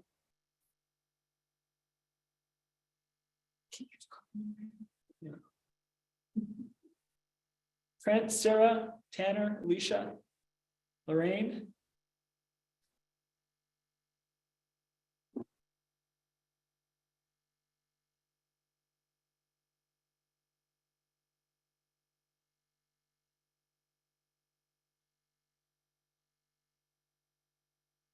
Okay, well, thank you all for showing up to Ignite today. Go and implement, I would say again, within the next 2-3 days, implement something, make some movement in your business, and really focus on becoming the economist of choice and the chosen consultant for your clients that helps guide them through this unique time. So have a wonderful week. Just a reminder, we don't have team meeting tomorrow here at the office. Our team meeting is going to be at Jack and Jill's in Lehigh. We'll go bowling. And so come have pizza and have fun. And then we will regroup for team meeting next Tuesday. But we do have Wednesday. Josh is going to be teaching on,